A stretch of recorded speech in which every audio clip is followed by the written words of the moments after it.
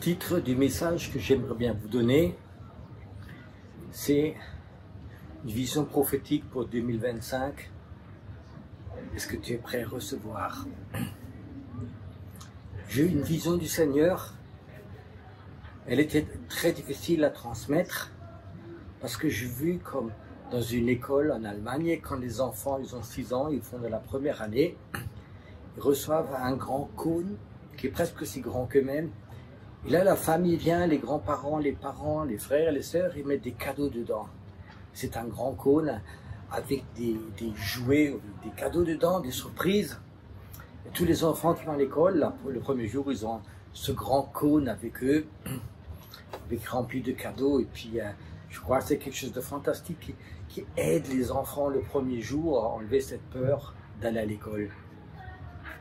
Comme j'habite en Allemagne, et cette tradition n'existe pas en France, elle existe aux États-Unis, à beaucoup d'autres pays.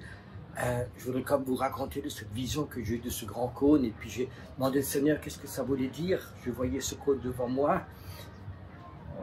Et ce cône s'est ouvert et j'ai vu qu'il y avait à l'intérieur plein de cadeaux.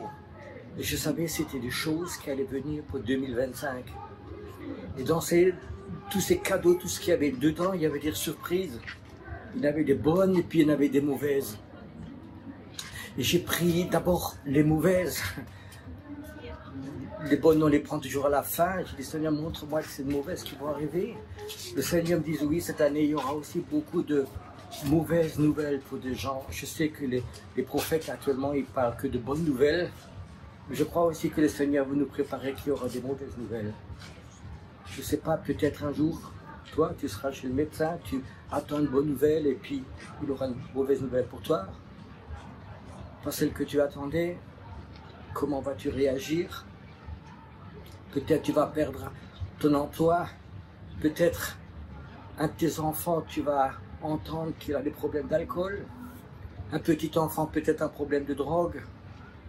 Peut-être tu vas avoir un ami que tu faisais tellement confiance, tu vas entendre qu'il a parlé du mal de toi.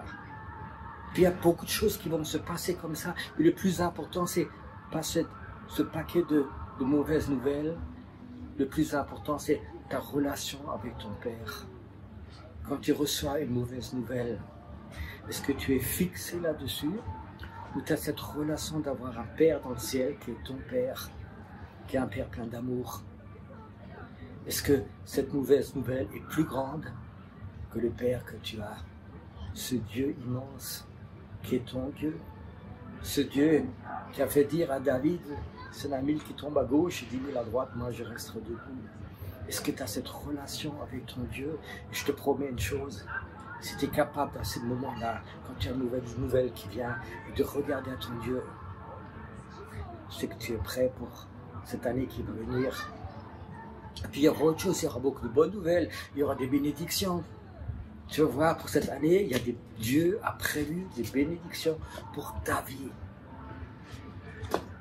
Financière, de famille, de bénédictions spirituelles qui vont arriver pour toi. Et à ce moment-là, qu'est-ce que tu vas faire quand ces bénédictions arrivent? Est-ce que tu vas regarder vers le ciel et dire, Seigneur, merci. Merci pour tout ce que tu m'as donné. Et ton regard reste en haut.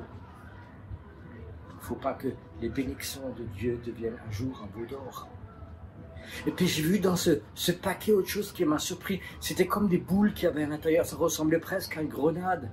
Et puis il y avait marqué, je sentais dangereux. Et j'ai dit, Seigneur, qu'est-ce que tu vas amener cette année qui est dangereux? C'était presque comme une grenade qui pouvait exploser. Et le Seigneur me disait, c'est le réveil. Je dis, Seigneur, le réveil, c'est pas dangereux. Il me dit, si, ça va être très dangereux. Il a dit, toutes ces personnes qui contrôlent leur vie, qui contrôlent avec leur ministère l'Église, qui veulent tout avoir dans un ordre, avec tout est assuré. Quand le réveil va venir, une onction de réveil va venir dans ta vie, ça va exploser. Tu ne pourras plus tout contrôler, c'est fini. C'est le Saint-Esprit qui vient. La deuxième chose, il y en a qui vont essayer de contrôler, il y en a qui diront, non, ce paquet, on ne le veut pas. On ne veut pas se réveiller dans notre église.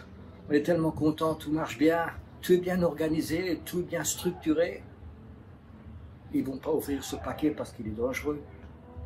Et d'autres, ils vont dire, oui, ça fait des années qu'on prie, on veut l'avoir.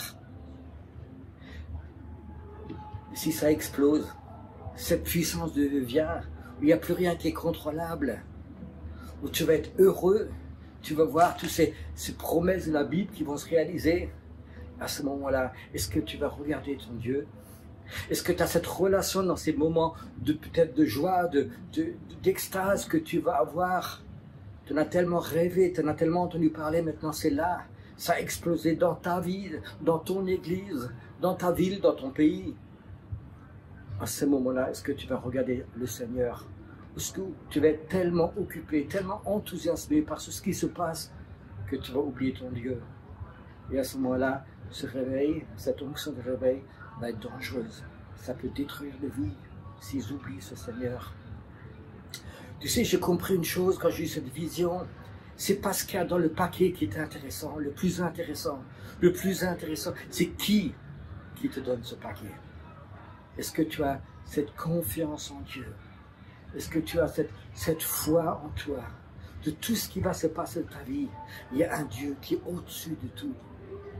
Je crois que ce que le Seigneur voulait me montrer, c'est vraiment cette attitude que tu as envers ton Père. C'est toujours plus important que tout ce qui va venir dans cette année. J'ai dit, Seigneur, que veux-tu que je dise? Le Seigneur m'a dit, prépare mes hommes, mes femmes, mes enfants, prépare-les. Prépare-les pour qu'ils soient prêts à recevoir. Et que c'est tout ce qu'il y a dedans, ça va devenir une bénédiction pour eux. S'ils ne perdent pas cette attitude. Que Dieu te bénisse. Cette année 25, rentre là dans cette foi et une relation réelle avec ton Dieu qui t'aime. Par-dessus tout, que Dieu te bénisse.